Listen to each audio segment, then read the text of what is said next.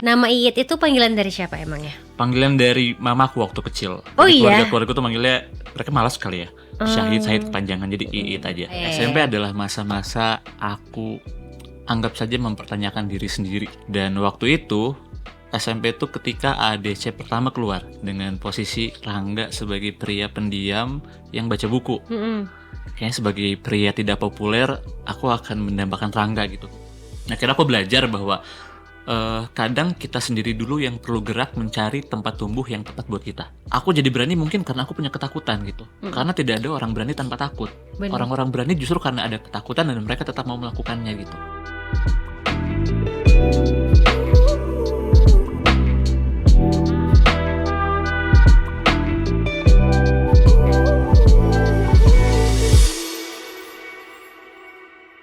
Hai my lovers, ketemu lagi sama aku Adinda Putri Talita yang biasa kamu panggil Adin di Potluck. Hari ini aku juga akan ketemuan sama bintang tamu yang gak kalah spesial sama episode-episode sebelumnya. Tapi ingat dulu dong, yang paling utama, do what you love and love what you do. Nah, kalau misalnya kemarin udah ketemuan sama yang bisa bikin kamu lebih aware lagi tentang sustainable living ya. Yang satu ini udah bisa bikin kamu aware dari tulisan-tulisannya yang keren banget. Siapakah dia? Tahan dulu ya. Aku spill dulu kalau misalnya orang ini, sosok ini adalah seseorang penulis buku ya. Seorang penulis buku yang karyanya itu udah best seller di mana-mana dan sudah berhasil menulis 10 buku. Wow, keren banget gak sih? Katanya sih relate banget sama anak muda zaman sekarang. Langsung aja kita panggilin penulis buku bestseller kita, Syahid Muhammad. Yeay! Halo Kak Syahid. Yap, Atau langsung Kak Iit aja? Boleh Iit aja. Oh boleh Kak Iit aja. Nama Iit itu panggilan dari siapa emangnya? Panggilan dari mamaku waktu kecil. Oh Jadi iya? keluarga-keluarga tuh manggilnya, mereka malas kali ya. Syahid kepanjangan jadi Iit aja. Gak sekalian diganti aktenya jadi Iit aja. Pengennya gitu. Oke, Kak Iit apa kabar? Baik sekali. Lagi Alhamdulillah. sibuk-sibuknya. Aduh sibuk banget Iya, aku nih. merasa hidup kalau sibuk tuh. Oh gitu? Gitu gak sih? Iya sih, kalau nggak sibuk tuh aku suka kayak sakit-sakit badan, Iya kan? suka kayak demam sendiri. Kalau nggak sibuk pengennya dirawat gitu. Oh iya, tapi udah mau ke toilet dulu nggak sebelum kita lanjut lagi? Nggak usah. Nggak usah. Kok ketawa sih? Aku serius lah nanyanya loh. Jadi my lovers, ini boleh di spill nggak? Boleh banget. Kak Iit ini katanya kalau deg-degan itu suka bolak-balik kamar mandi. Hari ini udah berapa kali Kak? Sudah 2 kali. Itu di kamar mandi cuma ngaca doang ya? Denger ya? itu. Oke. Oh, gitu. Oke, berarti salah satu stress reliefnya adalah ke kamar mandi. Betul. Apa ada momen-momen di kamar mandi yang diingat gitu? Ada waktu itu tahun 2008, aku pernah lagi praktek di Malaysia waktu itu. Oke. Itu pertama kalinya aku tinggal di luar negeri sendirian dengan waktu yang panjang. Hmm. Dan waktu itu lagi homesick. Homesick. Dan tempat yang bisa aku datangi ketika aku lagi sedih karena homesick itu adalah kamar mandi. Jadi Ingat kamar mandi di rumah. enggak, jadi karena kayak aku nggak bisa terlihat sedih di depan tamu karena aku dulu waktu itu di restoran kerja. Dan aku nggak bisa kelihatan sedih di depan para pegawai yang lain. Jadi kayak aku harus cari tempat yang tidak dilihat siapa-siapa bahwa aku sedang sedih. Jadi kayak kamar mandi kayak tempat yang tepat. Mungkin gara-gara itu jadi kebiasaan kalau lagi tertekan aku nyari kamar mandi. Cuma untuk ngerasain feeling lega aja gitu. Oke, ngerasain sendiri dan ya udah rilis aja gitu ya si betul. stres-stres itu. Tapi ini tadi menarik banget, sempat di-spill juga, sempat kerja di restoran. Betul. Dan end up dengan oke, gue nulis. I know. Ya kan? Tapi katanya nulisnya dari SMP. Terus gimana tuh Kak? Cara mengaturnya dari mulai SMP, nulis buku, apa yang bikin terinspirasi, terus akhirnya kayak apakah berhenti pas di restorannya, balik lagi nih nulis, itu gimana ceritanya Kak? Ceritanya mungkin kita mulai dari SMP. Boleh. SMP adalah masa-masa aku anggap saja mempertanyakan diri sendiri. Oh, Jadi dari aku- SMP iya, ya? dari Oh SMP my jadi god. kayak terlalu cepat So aku mempertanyakan early. dirinya. SMP tuh kita mulai dari aku sebagai anak laki-laki yang suka overthinking, yang tidak populer di SMP. Dan waktu itu SMP tuh ketika ADC pertama keluar. Oh, Iya iya kan? iya. Cinta Rangga. Betul. Dengan posisi Rangga sebagai pria pendiam yang baca buku. Kayaknya sebagai pria tidak populer, aku akan mendambakan Rangga gitu. Kayak kita kan biasa suka bikin alter ya. Kita jadi siapa gitu. Nah, Benar. waktu itu aku into banget sama Rangga ini gitu. Ya udah deh, aku jadi mulai baca buku. Sejak mulai baca buku, aku mulai biasain nulis puisi. Oke. Nah, sejak saat itu aku terbiasa nulis, tetapi dulu sebagai laki-laki yang menulis tuh bukan hal yang lumrah, Ya, I see. ya kan? Apalagi nulis puisi. Laki-laki dan menulis puisi adalah hal yang sangat jauh dulu gitu.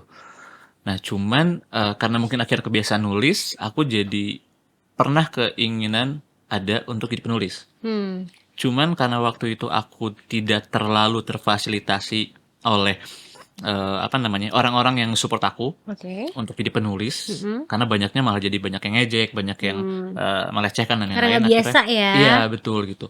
Akhirnya ya aku pendam dulu aja si mimpi untuk jadi penulisnya. Akhirnya kayak aku berkuliah di pariwisata, aku kerja di restoran, pakai dasi kupu-kupu dan rompi tuh aku ngalamin banget. Cuman setelah berjalannya waktu tuh aku ternyata tidak bisa lepas dari ke penulisan itu gitu. Oke. Aku merasa menulis tuh membebaskan. Berarti sambil tetap nulis, nggak Sambil berhenti tetap nulis, tidak itu. berhenti. Jadi kayak aku hanya menyembunyikannya saja karena waktu itu belum terlalu heboh blog tahun 2010 atau 2012-an. Baru akhirnya 2014 aku mulai ngeblog tuh. Oke. Di situ aku mulai kayaknya aku tidak bisa lepas dari kepenulisan dan aku kurang merasa cocok bekerja di pariwisata, di hotel atau di instansi gitu.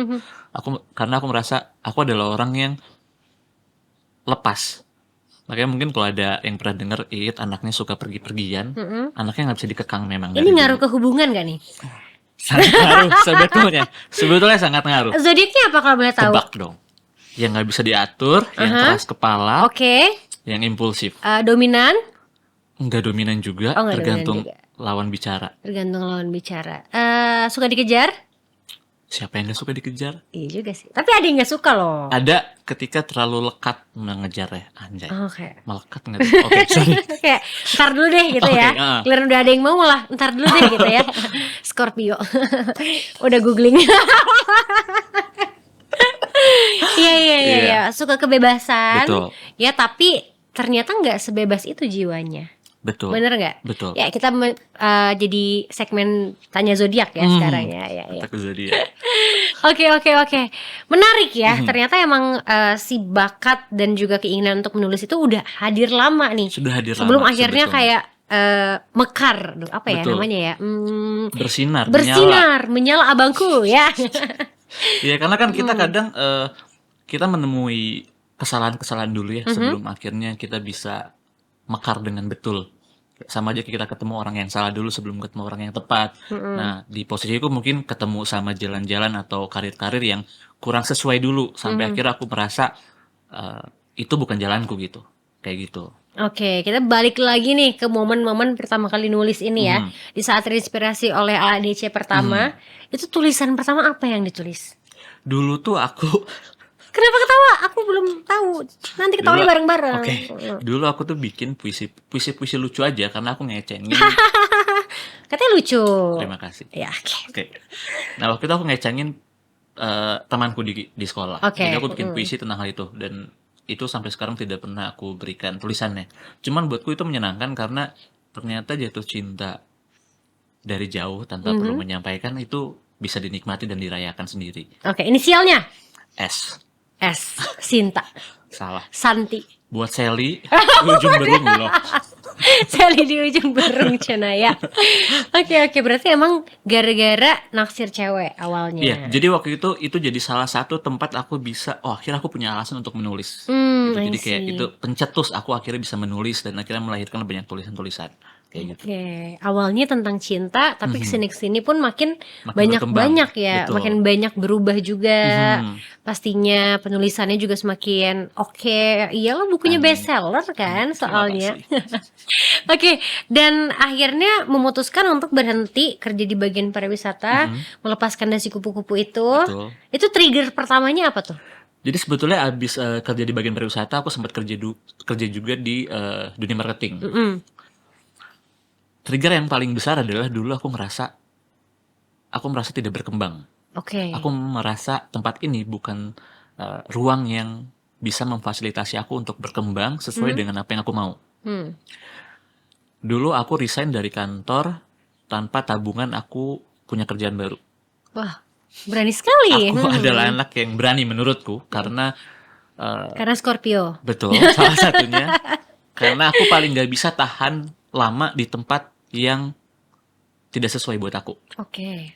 Itu hampir dalam bentuk apapun. Bahkan dalam hubungan juga kalau aku merasa sudah tidak cocok, aku tidak bisa tahan berlama-lama di sana. Tapi nggak silent treatment kan? Kadang-kadang. Aduh.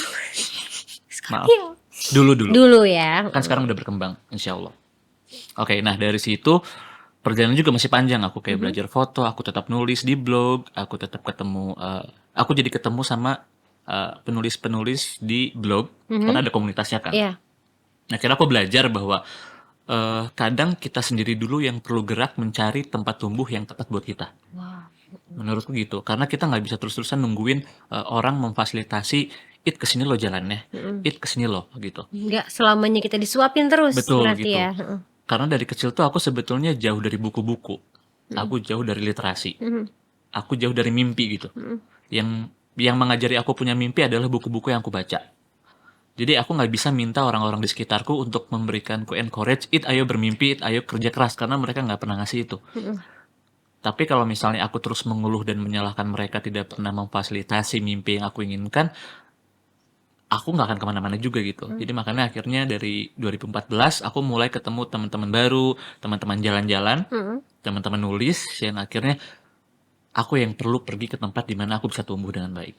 Oke, Kayak gitu. iya. Akhirnya step up lah, begitu Betul. udah dapet, bisa dibilang mungkin circle-nya udah nyaman, kebentuk, udah bisa me-encourage juga gitu Iya. untuk mencoba si hal baru ini gitu. Betul. Tapi kayaknya gak semua orang berani untuk ngambil keputusan, kayaknya gue keluar aja deh dari yang kerjaan gue sekarang, gue mau mencapai mimpi baru, apalagi tadi sempat menyinggung masalah finansial juga apalagi gitu kan. Itu gimana akhirnya kayak oke deh, yaudah deh, sikat gitu. Iya, aku akan narik dulu dari cerita mamaku. Mamaku kan single parent sejak aku SMA. Oke. Nah, sebagai guru untuk menghidupi anak-anaknya, secara hitungan matematis itu tidak cukup. Menurut aku dan menurut mamaku juga waktu itu. Tetapi dia adalah tipikal orang yang percaya bahwa hidup bukanlah matematika manusia, tetapi matematika Tuhan. Yes. Gitu. Dari situ mungkin, nggak tahu, mungkin nempel di alam bawah sadarku. Secara finansial aku memang sangat pas-pasan waktu resign. Berapa tuh sisa tabungannya, ingat nggak? Wah, di bawah 5 juta. Buat sebulan ya cukup lah. Wah, bahkan Enggak ya. katakan cukup lah gitu. Katakan hanya bertahan 2 bulan. Tetapi yang menariknya adalah karena aku mau keluar dari sana, orang-orang yang aku kenal mungkin melihat sesuatu dari aku yang kadang nggak aku sadari. Jadi aku tuh pernah jadi host TV juga. Keren ya. Aku pernah jadi jualan frame kayu gitu, kayak poster-poster. Aku pernah jadi fasilitator juga. Wih. Gitu. Jadi kayak ketika aku resign, mungkin memang tidak dapat pengganti yang sama besar atau lebih besar atau gimana. Tetapi kadang ketika aku berani untuk mengambil keputusan, ada kesempatan-kesempatan baru yang menghampiri.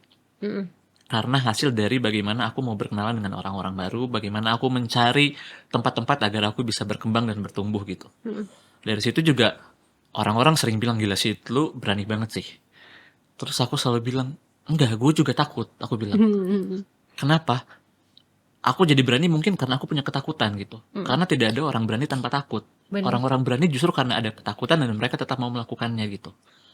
Bedanya adalah tidak semua orang saja punya kesempatan untuk bisa menghadapi ketakutannya gitu. Dan kebetulan aku waktu itu karena tidak ada yang encourage aku untuk resign, karena orang hanya akan menakut-nakutiku, aku tahu. Tapi aku capek untuk ditakut-takuti terus. Jadi aku mau tahu rasanya setakut apa ketika aku resign dan tidak punya apa-apa. Karena menurutku sebagai manusia, aku perlu belajar salah satunya dengan cara menghadapi hal itu dan mengalami bagaimana sih rasanya tidak punya uang, bagaimana rasanya aku harus mencari pekerjaan, bagaimana rasanya aku harus mencari orang-orang yang tepat denganku, tepat untukku, yang nggak tahu aku mereka di mana, kayak gitu. Ya, I see. Wow.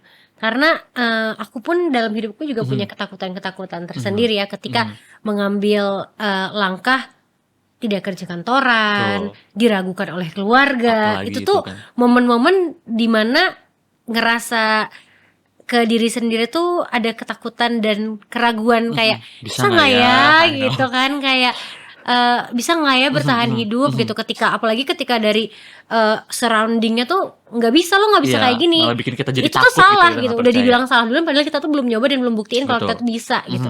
Wah, bagus banget nih kata-kata hari ini ya. Udah jadi penulis aja. Jadi penulis aja. Ini fun fact ya, aku waktu SMP juga sempet mau nulis novel. Sumpah. Tapi aku Oke. kayak nggak pernah melanjutkan itu. Why? Cause I'm scared gitu. Oke, berarti abis ini kamu harus coba lebih berani untuk Boleh, kasih semua ya. kasih semua orang tahu bahwa kamu adalah orang yang menulis. Boleh Siapa tahu ya. loh. Aku nulis caption jagonya sekarang. That's okay gitu. Karena banyak banget orang-orang akhirnya jadi penulis gara-gara mereka suka bikin caption. Oh serius? Teman-temanku yang menulis di penerbitku, asal mereka cuma suka bikin caption-caption di TikTok. Oke.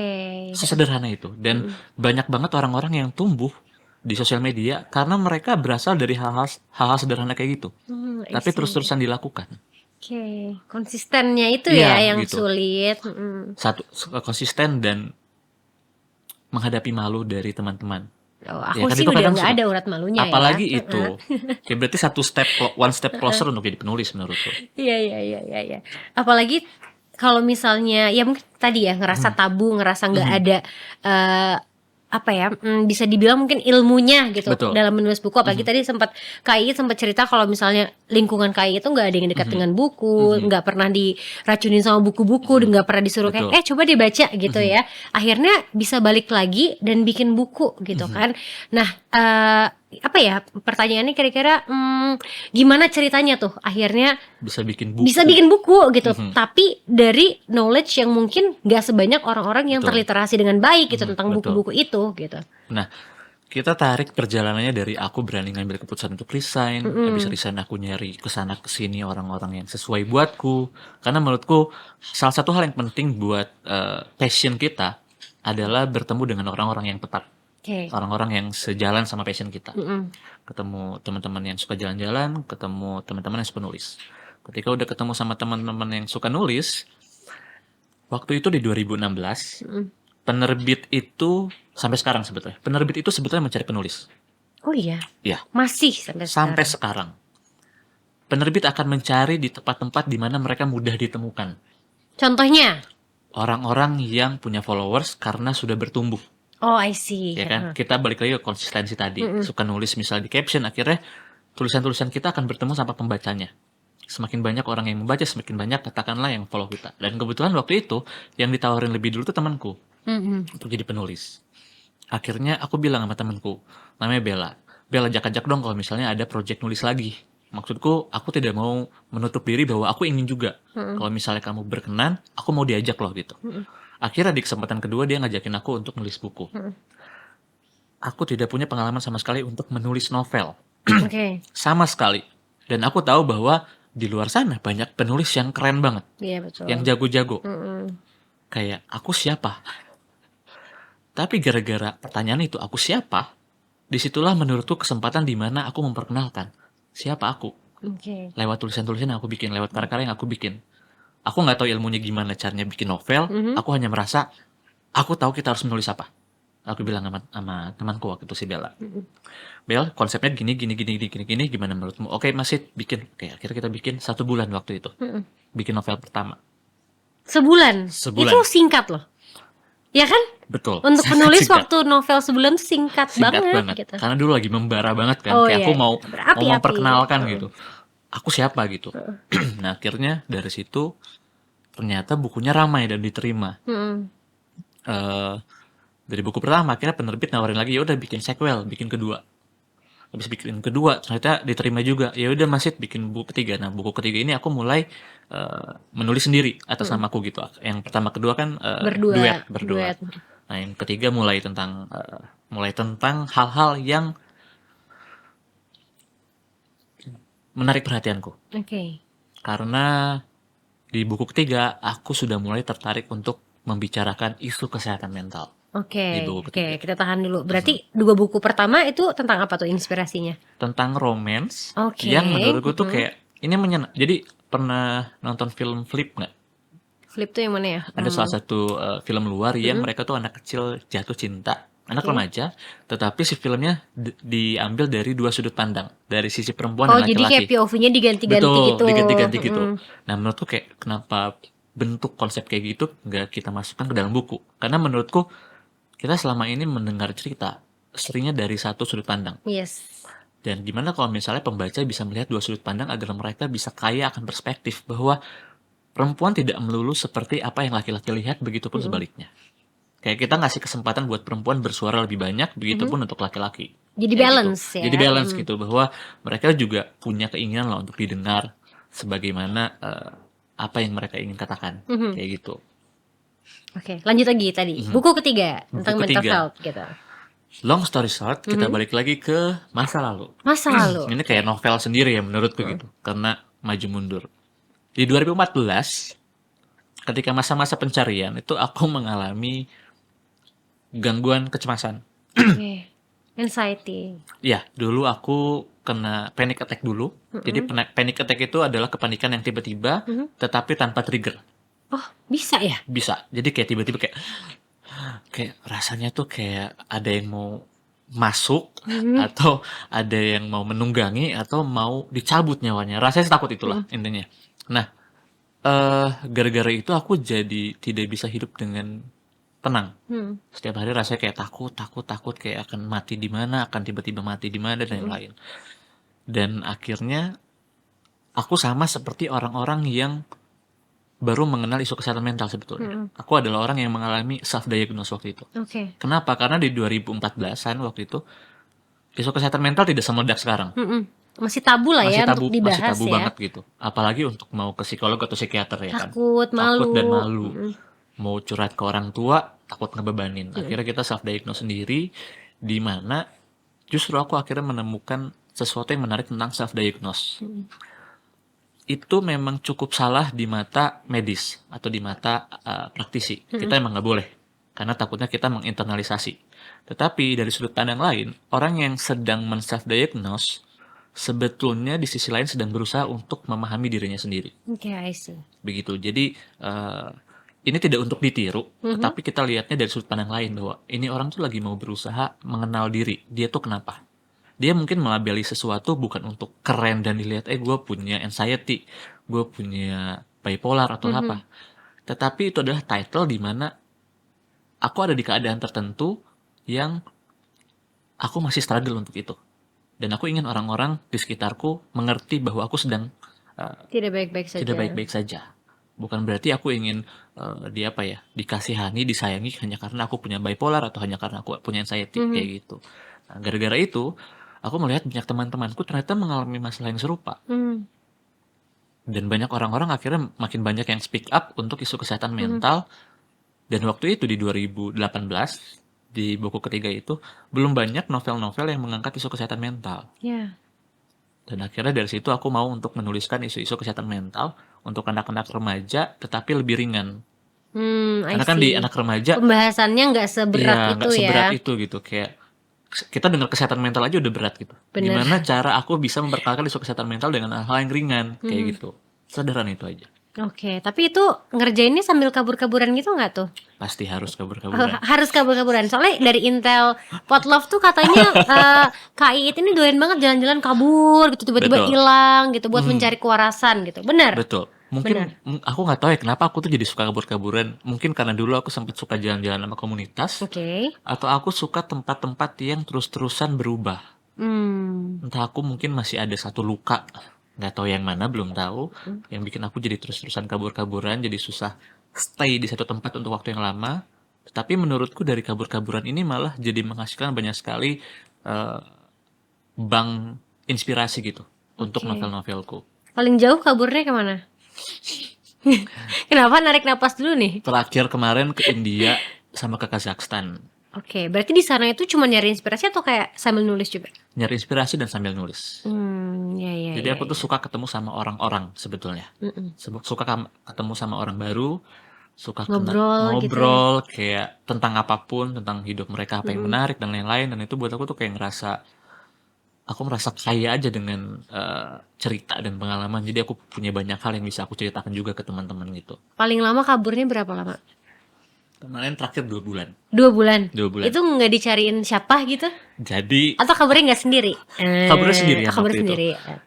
Aku tuh sudah tidak pernah dicari sejak aku lupa, mungkin sekitar 2014 gitu lah. Sejak aku mulai bekerja dulu 2014 sama aku tuh jarang dicari, yang penting bilang aku kemana. Oke. Sederhana gitu. Dan menurutku itu kebetulan jadi privilege buat aku, Iya. karena tidak semua orang dan anak gitu kan dibiarkan untuk pergi. Jadi karena aku diberi izin, aku harus mempertanggungjawabkan pergiku untuk sesuatu.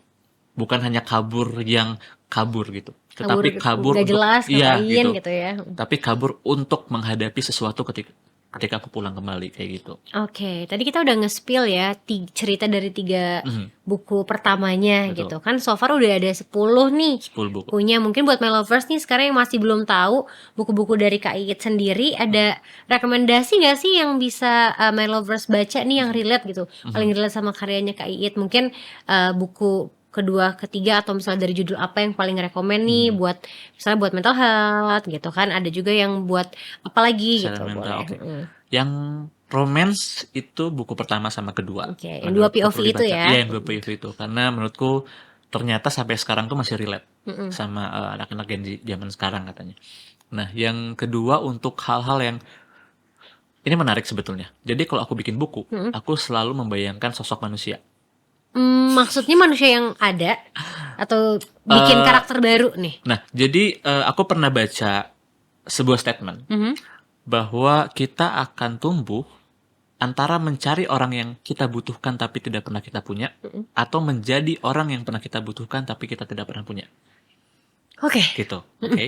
Antara mencari dan menjadi orang itu sendiri. Nah, aku adalah tipikal orang yang aku menjadi orang yang tidak pernah aku punya ketika aku muda. Oke. Begitupun dengan buku. Orang-orang ini orang-orang yang bagaimana yang mereka butuhkan ketika mereka muda tapi mereka nggak punya. Jadi ketika setiap buku, aku akan bikin buku itu seperti sosok manusia. Dia tipikal yang hangat kah? Dia tipikal yang bisa mengayomi kah? Atau tipikal yang lembut? Atau tipikal yang tegas? Oke. Kayak gitu. Nah, yang paling aku senangi adalah buku duduk dulu. Duduk dulu. Duduk dulu. Karena ketika aku bikin buku duduk dulu, aku tuh ngebayangin sosok orang yang bisa bikin orang-orang nyaman. Sini duduk dulu. Betul. Gitu ya. Duduk dulu, lagi marah, duduk dulu. Nah, iya kan, tenang sebenarnya dulu gitu ya. kayak gitu persis. Oke. Jadi kayak orang-orang tuh kayaknya kita remaja kan kita pasti pernah ngerasain nggak ada orang yang dengerin kita. Nah, Susah banget ketemu orang yang bisa bikin kita nyaman. Ya kan? disalahin terus. Disalahin gitu terus gitu. Dibikin takut terus, nggak boleh gini, nggak boleh gitu. Nah, aku tuh pengen bikin satu orang yang atau satu buku yang bikin orang tuh ngerasa ini kayak orang gitu, kayak orang yang aku butuhin buat anak-anak muda. Nah, kayak gitu. Jadi kayak buat teman-teman yang mungkin misalnya ngerasa butuh sosok seperti itu, duduk dulu tuh adalah sosok yang bentuknya buku kayak gitu. Tapi itu kayak akan hadir gitu ya kalau dibaca Betul, gitu iya. si sosoknya itu. Betul. Oke, menarik banget ya. Kayaknya beres dari sini langsung baca 10 bukunya Kak Iit nih Harus aku banget. ya. Dan yang bikin menariknya lagi adalah Kak Iit ini memasang hashtag di Instagramnya mental health activist nih Yo, ya. aktivis. Yang tadi kita sudah kupas-kupas sedikit juga mengenai mental health-nya. Tapi sebelum kita lanjut ke mental health, aku mau kasih hadiah buat Oh Kak my God. Iit. Apa itu? Jadi merem dulu. Oke. Sebenarnya emang gak kelihatan sih. Oh my God, Buka, oh my harus God, dibuka oh my matanya. Karena di Oke. belakang. Kak Iit bisa pilih nih ya. Ini ada bed cover dari My Love. Dilihat aja dulu ya. Dibawa pulangnya nanti. Biar Oke. setnya gak berantakan ya. Jadi yang di depan ini ada Hawaii by My Love. Di tengah ada California by My Love. Dan yang di belakang itu dari My Love. Kira-kira dari ketiga ini Kak Iit mau yang mana nih? Sukanya yang mana? Oke, aku ingin tempat tidurku jadi tempat yang enak buat healing. Wih, jadi gak boleh kabur ya? Nggak boleh kabur biar aku nggak usah jauh-jauh. Yang mana? Kira-kira bisa nebak mana yang bakal aku pilih? Cowok-cowok minimalis, skena sedikit ini. Kayaknya yang abu-abu deh. Tepat sekali. Hawaii. Oke, bener banget nih ya. Ini bed cover yang dipilih sama Kak Iit itu namanya Hawaii by My Love, yang dikenal dengan kelembutannya dan motifnya yang kekinian serta warnanya yang gak mudah luntur nih Kak. Karena menggunakan teknologi disperse print, jadi cocok banget buat my lovers yang masih muda dan suka bed cover yang motifnya seru. Bed cover Hawaii ini satu produksi dengan bed cover My Love sehingga kualitasnya pasti bagus dan terjamin. Oke, Kak Sahid. kok Kak Said sih, Kak Iit ya, biar kita akrab. Kita Oke. kan udah akrab ya Ikut dari banget tadi. kita. Udah lama banget Parah. nih ngobrolnya dari tadi, dari Mhm. kemarin ngobrolnya. By the way kan sekarang tuh apa ya, anak muda terus anak-anak zaman sekarang itu punya kayak sebutannya masing-masing gitu kan, mulai dari Gen Z, Gen Z. ada Zillennial, Zillennial, terus yang millennial. terbaru tuh ada Gen Oh, udah Alpha. diupdate. Banyak Oke. banget. Nanti kita tunggu aja gen-gen selanjutnya ya. Sampai yang 11. Oh bukan, beda. Itu mah yang 2 bulan naik haji. Oke, dari per label-labelan ini nih Kak Oke. yang ada sekarang, itu kalau Kak Iit termasuk orang yang menerima gak sih? Berarti apa nih masuknya? Milenial ya? Aku kayak milenial. Milenial ya. Aku Pernah nerima ngerasa aja. kayak kenapa sih gue harus dilabelin kayak gitu gitu? Sebetulnya pelabelan itu menurutku fungsinya untuk membuat apa ya namanya, untuk menakar generasi umur tertentu aja, tapi tidak untuk menjudge karakter mereka. Menurutku begitu aja. Jadi kayak, oh ini tahun segini sampai tahun segini itu sebutannya adalah Gen Z, tahun segini sebutannya apa. Tok sampai situ. Oke. Jadi aku tidak pernah masalah mau aku dikasih title milenial atau apapun itu. Begitupun aku ke orang-orang. Jadi kalau misalnya mereka anak-anak Gen Z, ya aku akan bilang Gen Z pada konteks bahwa mereka ada di takaran umur segitu atau rangkaian umur di segitu gitu. Dan menurutku aku sangat tidak masalah. Kenapa? Karena aku tidak memberikan identitas tambahan. Maksudnya adalah aku tidak membuat mereka, oh anak-anak Gen Z identitasnya adalah mudah galau atau apa, atau gampang marah atau apa, tidak gitu. Atau milenial tipikalnya adalah begini-begini, tidak. Buat aku kayak gitu. Jadi kayak itu hanya apa namanya? Hanya identitas rentang umur, udah. Iya, batasan untuk si umurnya itu Betul. ya, biar lebih mudah mungkin mengkategorisasikan Betul, gitu ya. betul. I see. Tapi kalau misalnya Kak Iit sendiri nih ngelihat anak muda zaman sekarang tuh dari sudut pandang Kak Iit tuh gimana sih anak muda zaman sekarang teh? Menurut aku anak muda zaman sekarang itu well informed. Jadi kayak informasi sudah sangat ada di mana-mana. Anggap gini, aku waktu mengalami gangguan kecemasan di 2014 dengan informasi yang sangat terbatas, aku nggak tahu harus ngapain, ya kan? Aku nggak tahu gimana nge-encourage diri aku pergi ke psikolog atau psikiater, aku nggak tahu gimana cara cari pertolongan yang tepat, gimana cari bantuan ke temanku, tidak tahu sama sekali. Tapi anak-anak zaman sekarang semua sudah ada, sudah mudah. Gimana caranya pergi ke psikiater, gimana caranya encourage diri sendiri ke psikiater, semua sudah disediakan, sudah dikasih validasi, sudah dikasih afirmasi. Jadi menurutku anak-anak zaman sekarang, aku melihat mereka adalah anak-anak yang berani bertindak. Kenapa? Karena mereka sudah dibekali kekayaan intelektual sejak dini. Di umurku untuk berani bertindak tidak seberani itu. Aku harus mencari cara ngeraba jalan, ini benar atau enggak, ini mitigasi resikonya gimana, ngitung resikonya harus sejauh apa, aku nggak tahu sama sekali kan, gitu. Anak-anak zaman sekarang tuh udah apa-apa ada. Bahkan anak-anak SMA dan kuliah, aku dengar sudah ada yang suka investasi. Wow, keren ya. Buat aku itu Keren kayak banget. Melek kalian semuanya keren gitu ya. gitu. Makanya jadi kayak menurut aku orang-orang zaman sekarang justru mereka adalah orang-orang yang berani gitu. Orang-orang yang bisa bertindak lebih cepat gitu. Kayak gitu. I see. Kalau kecepatan nulis apa ya? Caption bio, caption bio nih. Itu apalagi? Bio Instagram Itu gitu-gitu. apalagi? Bisa berubah-berubah setiap hari juga tuh ya. Iya, makanya sekarang tuh pesta kan pada serba cepet ya gitu. Kayak tren juga sekarang cepet. Orang-orang pindah haluan juga cepet. Jadi kemampuan mereka untuk menyesuaikan ritme bagaimana dunia bekerja juga tinggi. Yes.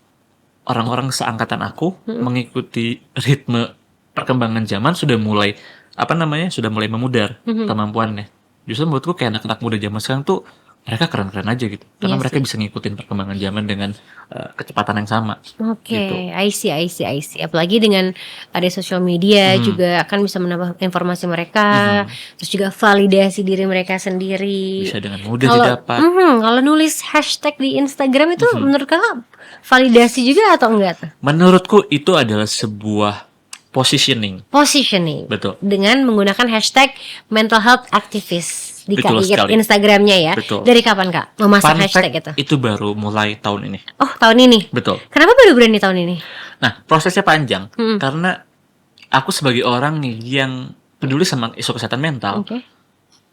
bermula dari seorang survivor, Oke. bukan sebagai akademisi atau praktisi gitu. Jadi ketika aku muncul ke permukaan sebagai penulis, lalu diundang ke beberapa SMA atau SMP atau university untuk ngomongin kesehatan mental, buat aku itu jadi punya tanggung jawab moral. Oke. Itu pertama. Kedua, semakin banyak aku kenal teman-teman praktisi, psikolog atau psikiater, kayak ada dokter Jimmy, ada dokter Andreas dan lain-lain. Semakin aku kenal mereka, mereka adalah orang yang pinter kan, gitu. Jadi kayak aku harus bisa positioning diriku sebagai orang yang memang peduli, tetapi tidak menempatkan diriku sebagai ahli. Oke. Jadi mental health aktivis adalah sebuah title yang menurutku pas buatku, karena aku adalah orang yang ingin menyuarakan itu di antara teman-temanku. Karena aku tuh dari dulu dikelilingi oleh orang-orang yang bermasalah. Maksudku bermasalah di sini adalah katakan kasus bullying. Teman-temanku adalah orang-orang yang senang saling membuli. Oke. Bayang. Dan aku adalah satu-satunya orang yang peduli dengan kesehatan mental, peduli dengan kasus bullying. Dan itu bukan hal yang mudah untuk ada di lapangan, ada di medan perang secara langsung. Jadi makanya aku ingin teman-temanku juga aware bahwa aku adalah orang yang peduli terhadap hal-hal yang mereka lakukan dan lain-lain. Jadi kayak itu menurutku positioning. Makanya baru berani tahun ini agar kayaknya orang-orang harus tahu juga bahwa aku ada di sana gitu. Aku adalah orang yang akan membela, atau aku adalah orang yang ingin membahasakan isu kesehatan mental sebanyak mungkin ke orang-orang di sekitarku gitu. Oke, I see ya. Untuk menyuarakan Itu. kesehatan mental ini sendiri gitu ya. Both di dalam negeri maupun mungkin di luar negeri juga. Betul. Karena tadi aku juga dengar Kait ini udah kalau kabur nih kan gak cuman keliling Indonesia, Betul. tapi ke negara-negara lain juga gitu. Amin. Ada perbedaan gak sih Kak ketika ketemu sama community yang mungkin emang concern nih sama mental health-nya antara di Indonesia sama di luar tuh? Perbedaannya seberapa jauh tuh Kak kira-kira? Oke.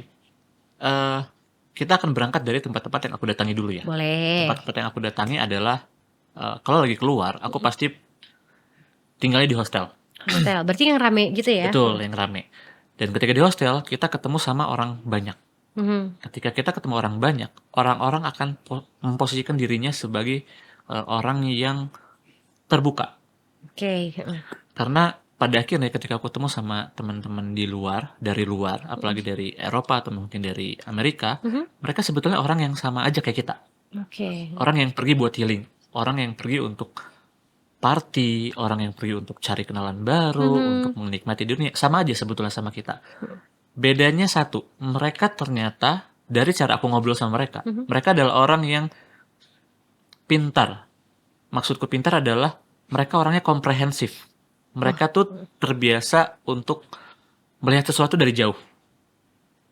Itu yang bahasa awamnya, Oke, coba bahasa awamnya. pintar. Pintar. Pintar dalam konteks tuh kayak mereka tidak mudah ngejudge. Oh, ya ngerti. Kayak gitu-gitu. Mereka tuh saling menghormati satu sama lain. Oke. Mereka suka bertanya dan mau memahami orang yang ada di depannya. Itu yang aku rasain bedanya. Berarti kalau di Indonesia mungkin tidak semuanya seperti itu gitu. Tidak semua memang, tetapi perbedaannya ada dari bagaimana mereka membangun obrolan dengan orang baru. I see. Gitu.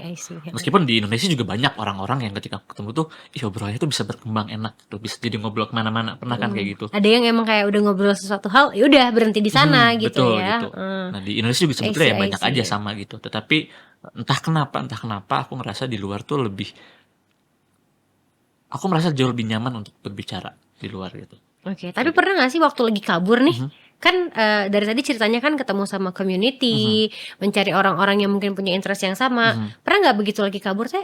Ya udah pengen sendiri aja. Pernah gitu. banget. Gak pengen diganggu gitu. Pernah banget. Itu biasanya ketika habis perjalanan. Maksudnya perjalanan tuh kayak misalnya dari negara A ke negara B, kan harus entah transit, harus apa. Itu kadang ketika nyampe pengennya istirahat dulu. Gak pengen diganggu. Nah kadang aku tuh ngebedainnya ketika awal datang, aku pasti tinggal di hotel dulu untuk istirahat, baru ke hostel. Sebelum pulang, aku ke hotel lagi untuk istirahat. Oh, I kayak see. gitu. Berarti recharge-nya tuh mungkin Iya, sendirian ya. betul. Recharge-nya tuh mungkin sambil ya tiduran, istirahat nyaman. gitu. Cobain nanti istirahatnya di sini pakai My Love yang tadi nanti aku kasih ya.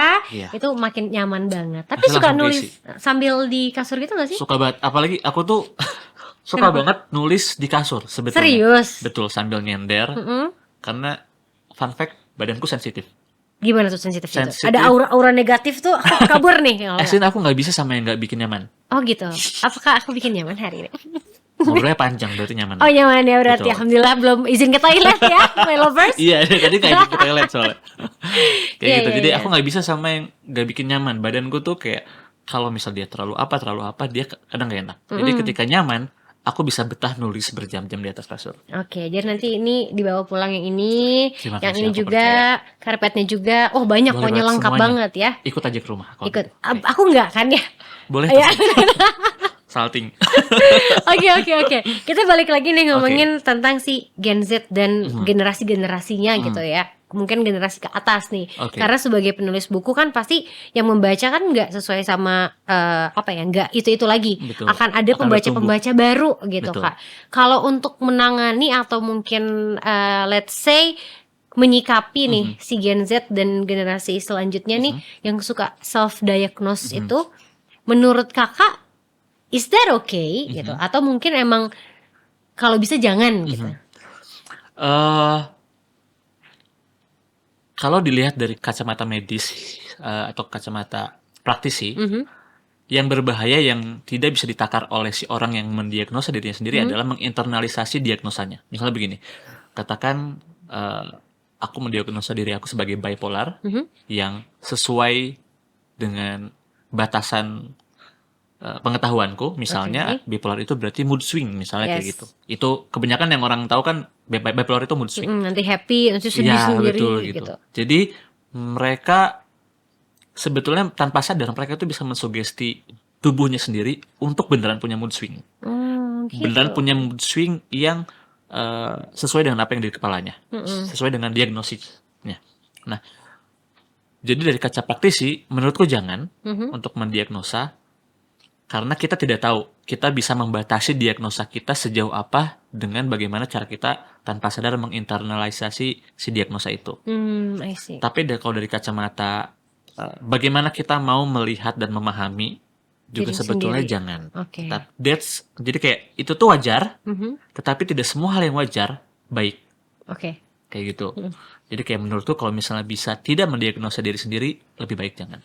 Ya, karena kadang kan kita suka questioning aja kayak Betul. what happened to Iya, myself kita gitu. tuh pengen dapat jawaban kan. Iya, ini apakah aku bipolar atau aku punya ADHD, PTSD atau apa segala macam, kadang kan suka nanya ke diri sendiri gitu kan. Dan ya kalau misalnya kamu udah nggak sanggup menangani diri kamu ya go get to the professional gitu Betul, kan betul sekali. gitu. Jadi ya untuk menghindari hal-hal yang tidak diinginkan gitu ya Iya, Kak iya, ya. setuju. Karena Oke. jawaban yang tepat berasal dari orang yang tepat, menurutku seperti itu. Iya. Seperti jodoh ya. Nah, apalagi. Oke, nah kalau penyampaian dari Kak Iyit sendiri nih ke dalam buku-bukunya tentang pesan mental health itu biasanya dituliskan secara implisit kah atau eksplisit kah atau emang seseorang kalau mau memahami isu mental health yang ada di sana harus membaca semuanya secara keseluruhan gitu. Sebetulnya karena aku pengen memudahkan isu kesehatan mental dicerna oleh anak-anak muda, itu kebanyakan secara implisit, secara general. Kenapa? Misalnya gini, let's say ketika kamu dengar love yourself, cintai diri kamu, dengan anak SMP atau SMA mendengar kata love yourself itu kan yang diterima berbeda. Anak-anak SMP SMA love yourself tuh apa sih itu? Kebayang nggak? Ya. Mereka tuh lagi zaman-zamannya loving someone that they cannot have kan.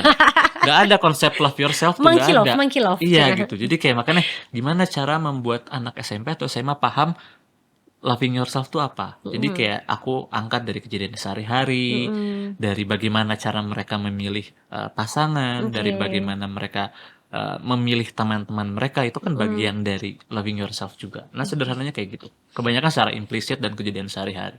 Oke, berarti dari 10 buku yang pernah ada, itu pernah dari cerita asli nggak Kak? Oh hampir semua dari cerita asli. Semuanya? terinspirasinya. Hampir semua. Dari orang-orang terdekat?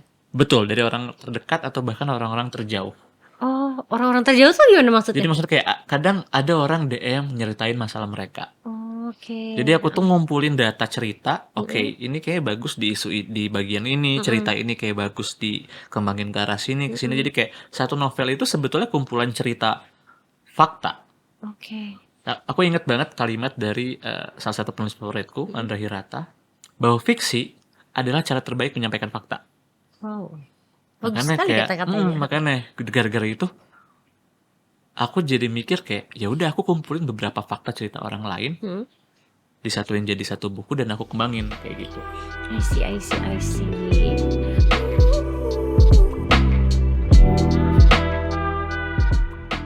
Terberkatilah mereka yang menderita, yang jatuh, karena ia belajar terbangun.